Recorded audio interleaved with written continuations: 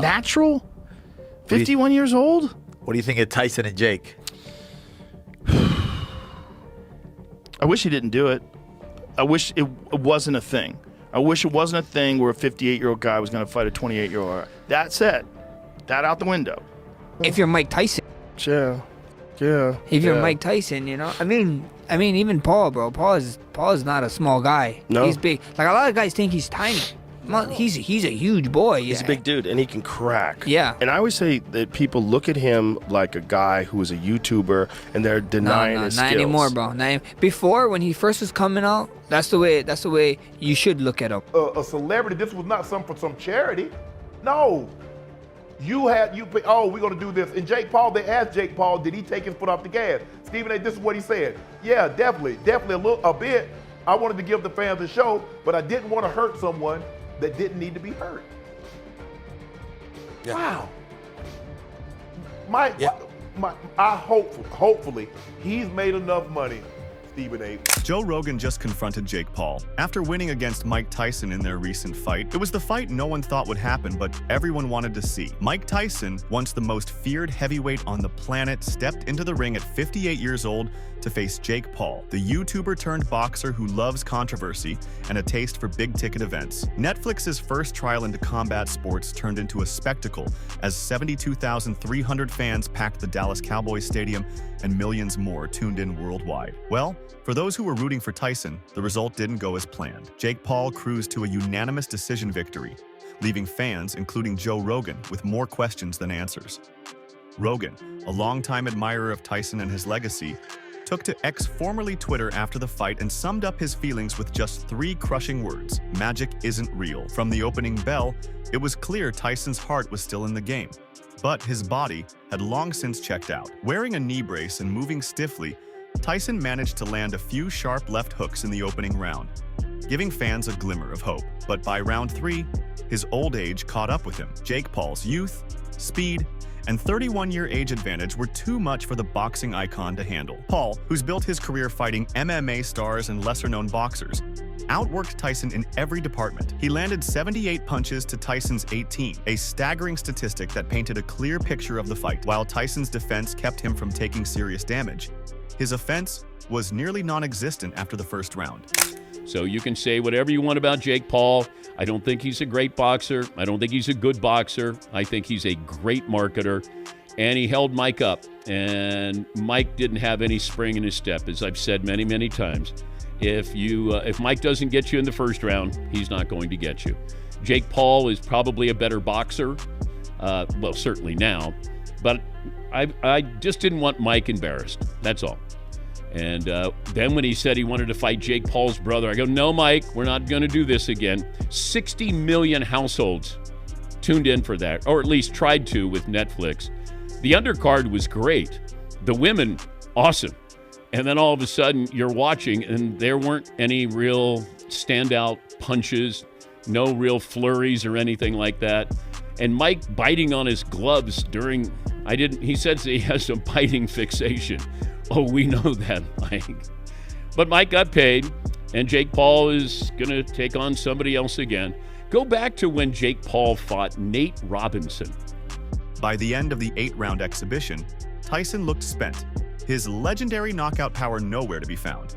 Paul, on the other hand, looked relaxed and in control, capping off a decent performance even though it raised eyebrows. Joe Rogan wasn't the only one left disappointed. Many fans had hoped for a Cinderella story, a final moment of Tyson's magic that would cement his legacy even further. But reality hit hard. Tyson, who hadn't fought professionally since 2005, was visibly out of gas by round 3. Hopefully, he's made enough money, Stephen A., with this fight that he doesn't have to do this anymore. I don't know. It didn't look good. We saw Holyfield try to fight at 58, and he got knocked out. Man, let it go. It's time to let it go. Time out, Mike. You had your time. You're one of the great heavyweights of all time. But it's time to set this stuff aside. Well, I'm always torn between, because I actually like Jake Paul a lot. Rogan, who has spent years celebrating Tyson's explosive career on his podcast, couldn't hide his dismay. As one of the 65 million viewers who tuned into Netflix's historic combat sports debut, Rogan admitted he'd been hoping for the impossible, that Tyson would upset against the odds. Instead, fans got Jake Paul, a man who loves him or hates him, keeps finding ways to make headlines, and he didn't waste time calling out potential future opponents, even teasing a fight with Mexican boxing superstar Canelo Alvarez. For Jake Paul, he's now 11, one as a professional, with his only loss coming against Tommy Fury last year. After 5 straight wins, Paul's confidence is at an all-time high, and he's got his sights set on even bigger names. As for Mike Tyson, the fight raised serious questions about whether he should ever step into the ring again. Despite flashes of his former self, Tyson struggled to keep up with the pace and admitted he wasn't sure about fighting in the future. With a record of 57, including 44 knockouts, Tyson's legacy is secure. But this latest chapter wasn't the ending fans had hoped for. Critics argue that bouts like these turn boxing into a sideshow, but there's no denying the hype and revenue they generate. Tyson versus Paul drew a star-studded crowd and set records for a streaming combat event. Yet, for purists like Joe Rogan, the fight left a bitter aftertaste. Shannon, I'm happy that Mike Tyson had that moment for himself and his family. I'm happy to hear that he's better health-wise. I'm certainly happy he got that bag. I think it was about $20 million that he got for the night. On that surface, I'm very, very happy for him. I wish him nothing but the best. All of us who love boxing will forever be fans of Mike Tyson. Mad love and respect to him. He looked bad. He looked like somebody that was in a hospital months earlier. He looked like somebody that, as he described, who lost a lot of blood, lost a lot of weight, etc. I watched Mike Tyson walking to the ring. He stumbled while he was walking to the ring. Then they looked lower when the camera angle zoomed out, and he had a knee brace on his right knee. He got in the ring, he looked old, he looked slow. I want to make sure that I'm clear about what I'm about to say. Under no circumstances do I believe it was something that was preordained, but I believe that when Jake Paul was in the ring with Mike Tyson, there was something that said to him, I can't do this. I'm not gonna try to knock him out. He's Mike Tyson. He's 58 years old. He's 31 years older than me. I know I can take him. I don't need to do this. And for those who would question it, I will remind y'all that there have been moments in boxing where we've seen fighters exercising compassion. Jake cruised to his 11th professional win.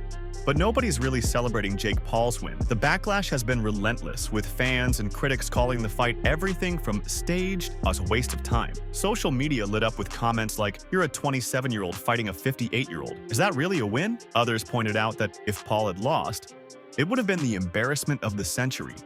And since he won, the general sentiment is, "Congrats, you beat a grandpa." Guys, do you know what I expected? Professional boxing match. Not a high-level professional boxing match, not a back-and-forth competitive one. I expected a boxing match where there was going to be a winner and a loser, and both were going to try. And I expected Mike to get stretched, right? I expect him to be dangerous for a round, maybe a round and a half, and then it would catch up with him and he'd get stopped. And it looked like it was heading that way in round 3. Instead, what we got would have been worse, is actually in a lot of ways, my opinion, worse than had Mike taken the beating and got knocked out, which we wouldn't want for him, but he signed up for this, and so did we, by the way, right? So what we got was pro wrestling. What we got was not a fight. It was awful.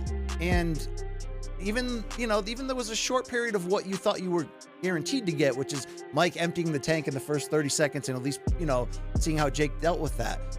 Both just left open periods where they could have punched and did nothing, as if they're protecting one another. And then, obviously after Jake hurt him in round 3, he could have finished him off with a hard jab probably, but carried him the distance. You can't do the I'm going to up aerial routine and the slap and all that on Thursday and then do this pro wrestling here. So what did I expect? A fight, because it was Mike Tyson who pushed for this to be a fight. So whatever it was going to be, as bad or as gross or as sloppy, we accepted that. We were going to judge it for its entertainment value and the time we took to preview this and get, and get ready for it. But they're showing us that it was pro wrestling in the end, and Jake carried him, and yet some people out here are still saying, I can't believe Jake couldn't knock out Mike. Like, it wasn't a fight. Jake Paul admitted after the fight that he was scared of going up against a legend like Tyson, but the numbers don't lie. He controlled the fight, stayed composed, and walked away with a victory. Still, fans are demanding more. They want Paul to step into the ring with a top-tier fighter, no more retired champs or MMA stars. And honestly, they have a point. Paul has proven he's serious about boxing, but if he wants respect, he'll need to take on a fighter in their prime. But he'll have to do better to please fans who watched the last fight. Oh, what the That's Yo, it. get the out of here, bro. Get the out of here, Yo, bro. we just witnessed the lick of the century. I'm tired of this. I'm tired of niggas hyping this up and this ass. I'm tired of this nigga. They both just hit a lick on the whole world. I'm tired of this, bro. Like, Jake, you not even doing nothing, bro. You not even trying to prove nothing, dude.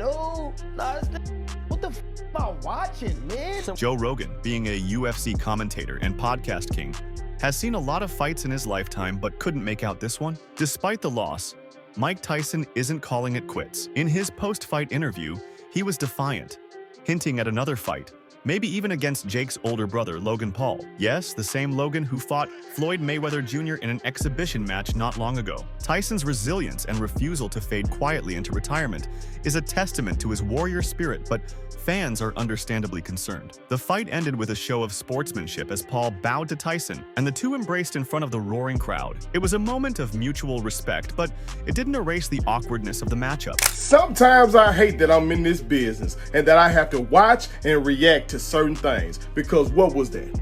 What was that? First of all, Netflix, if you gonna do big, you need to be prepared to do.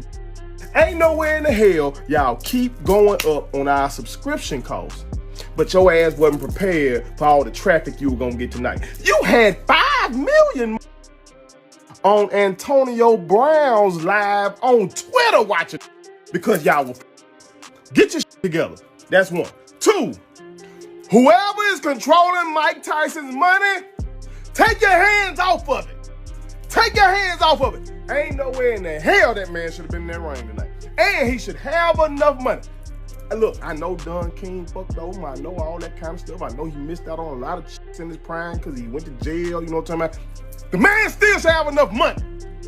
But y'all running this man out here. Stop it. The man is almost eligible for Medicare. Stop it. Stop it. And Mike, you a grown man, so can't nobody make you do what you don't want to do, so sit your ass down somewhere. Jake Paul may have won on paper, but many agree that the real winner in the hearts of fans is still Mike Tyson. He may have been outclassed and outpaced, but the fact that he even stepped into the ring at 58 is legendary. As the dust settled, the debate about whether the fight should have even taken place raged on. Critics called it sad to see Tyson back in the ring, while others lamented the state of modern boxing for enabling these kinds of spectacle fights. Muhammad Ali praying that he wouldn't get up, and he wouldn't come out to fight. I remember seeing fighters, I've seen Roy Jones knock folks out, but step back and ask the referee, come on, man, stop. You gotta stop this, you know what I'm saying? I've seen plenty of fighters do that. And I'm saying that that is what I saw Friday night.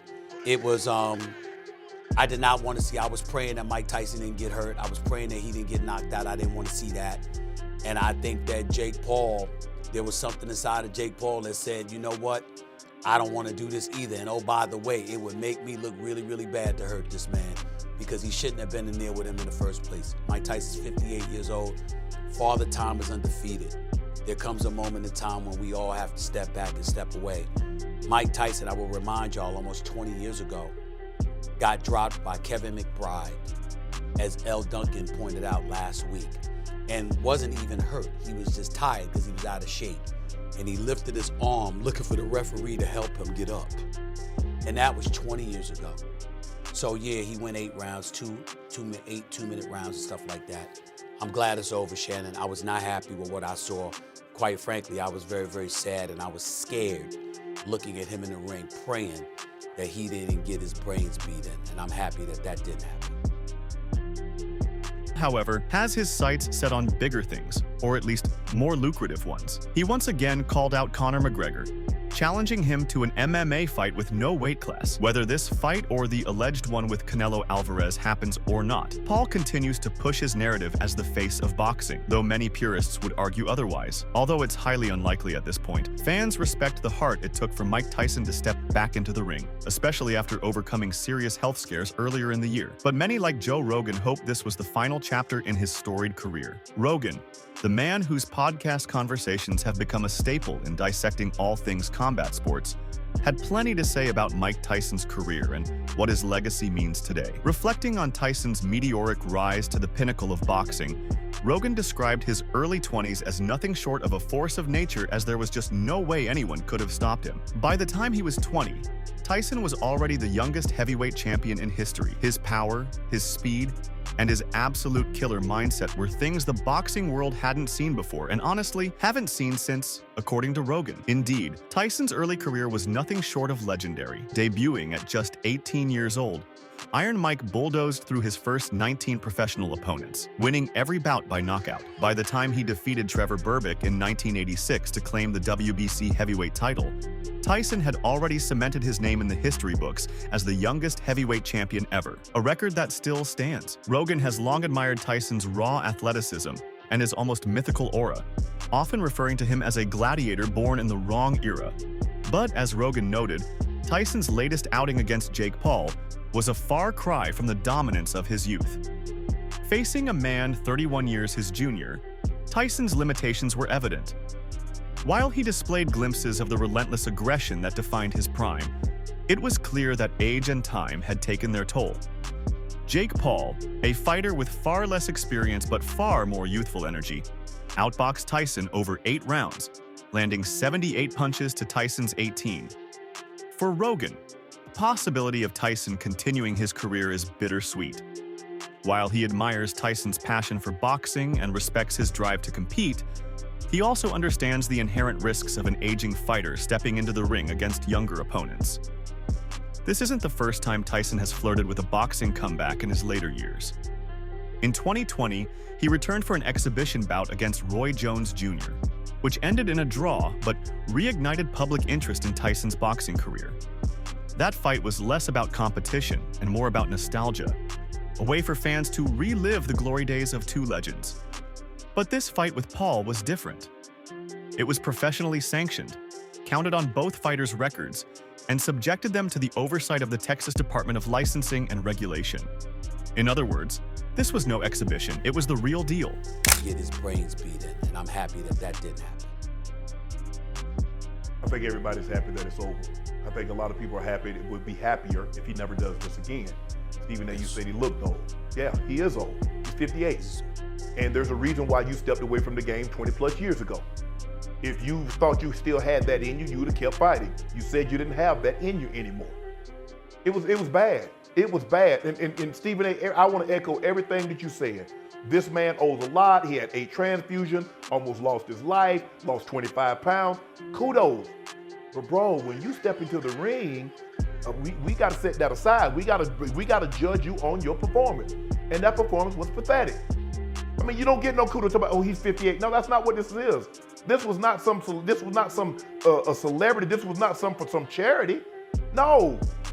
We're gonna do this. And Jake Paul, they asked Jake Paul, did he take his foot off the gas?